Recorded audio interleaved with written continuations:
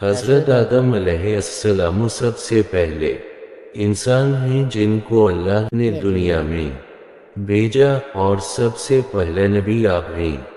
آپ ہی کی اولاد ساری دنیا میں پھیلی۔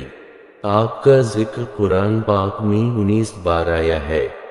جب اللہ تعالیٰ نے دنیا کو آباد کرنے کا ارادہ فرمایا تو اس نے فرشتوں سے کہا، میں دنیا میں اپنا ایک نائب خلیفہ بنانا چاہتا ہوں۔ فرشتوں نے کہا، اے اللہ، تو دنیا میں ایسے شخص کو نائب بنانا چاہتا ہے جو خرابیاں کرے اور خون کرتا پھرے۔ ہم تیری تعریف کرنے کے ساتھ تیری تسبیح اور پاکی بیان کرتے رہتے ہیں۔ اللہ تعالیٰ نے فرمایا، میں وہ باتیں جانتا ہوں جو تم نہیں جانتے۔ اللہ تعالیٰ نے حضرت آدم علیہ السلام کو سب چیزوں کے نام سکھا دے، پھر ان کو فرشتوں کے سامنے کیا اور فرمایا، اگر تم سچے ہو تو مجھے ان کے نام بتاؤ۔ انہوں نے کہا کہ تو پاک ہے، جتنا علم تو نے ہم کو بخشا ہے، اس کے سوا ہم کو کچھ نہیں معلوم۔ پھر اللہ تعالیٰ نے فرشتوں کو حکم دیا کہ تم آدم کو سجدہ کرو، تو وہ سب سجدے میں گر پڑے، مگر شیطان نے سجدہ نہیں کیا۔ اس کا ذکر پہلے بھی آیا ہے۔ اللہ تعالیٰ نے حضرت آدم علیہ السلام سے کہا کہ تم اور تمہاری بیوی جنت میں رہو اور جہاں سے چاہو کھاؤ پیو، مگر ایک خاص درخت کے متعلق حضرت آدم علیہ السلام کو منع کر دیا کہ اس کے قریب بھی نہ جانا، ورنہ تم بھی ظالموں میں سے ہو جاؤ گے۔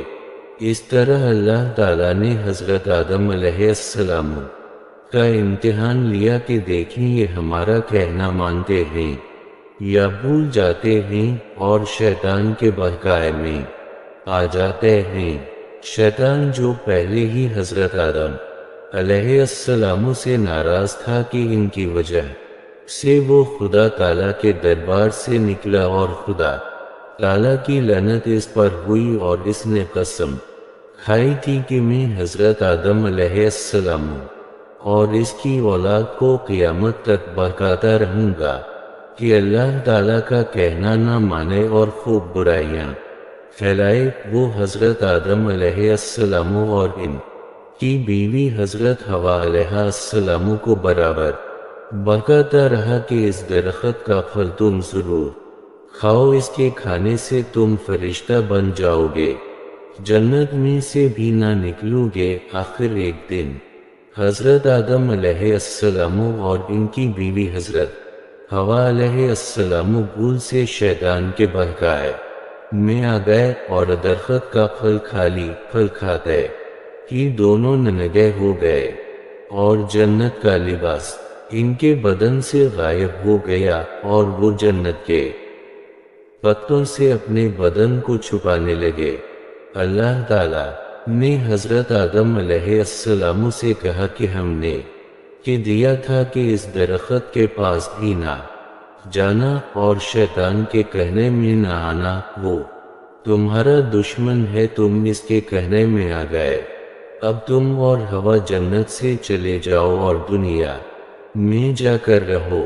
حضرت آدم کو جنت سے نکلنے اور شیطان کے بہکائے میں آنے کا بہت رنج ہوا، اور بہت عرصہ تک اللہ تعالیٰ سے معافی مانگتے رہے اور روتے رہے کہ اللہ تعالیٰ مجھے معاف کر دے۔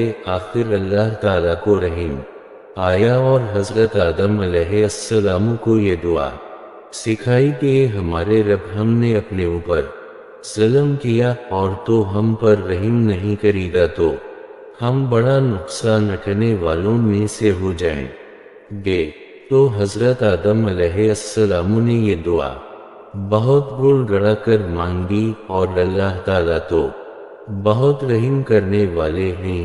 جب کوئی بندہ گناہ کر لیتا ہے اور سچے دل سے توبہ کر لیتا ہے کہ اے اللہ، یہ گناہ تو مجھ سے غلطی سے ہو گیا، آئندہ ایسا نہ کروں گا، تو وہ معاف کر دیتے ہیں۔ چنانچہ حضرت آدم علیہ السلام کو بھی اللہ تعالیٰ نے معاف کر دیا، اور پھر کہا کہ تم اور تمہاری اولاد دنیا میں رہو، اور یہ بات یاد رکھوں کہ جب میری طرف سے کوئی نبی صلی اللہ علیہ وسلم میری ہدایت لے کر تمہارے پاس آئے تو تم اس کا کہنا مانا جو میرے بھیجے ہوئے نبیوں کا کہنا مانے گا، اس کو پھر نہ کوئی خوف ہوگا اور نہ غم ہوگا، اور جو لوگ میرے نبیوں کی بات کو نہیں مانیں گے اور ہماری آیتوں کو جھٹلائیں گے وہ دوزخ میں جائیں گے اور ہمیشہ اسی میں رہیں گے۔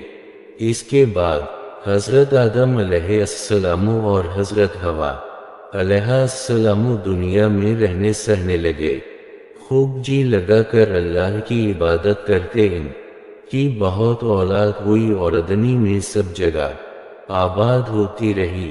حضرت آدم علیہ السلام اپنی اولاد کو یہی بات بتاتے رہے کہ تم کبھی شیطان کے بہکائے میں نہ آنا، وہ ہمارا دشمن ہے اور ہم کو بری باتیں کرنے کے لیے بہکاتا رہتا ہے۔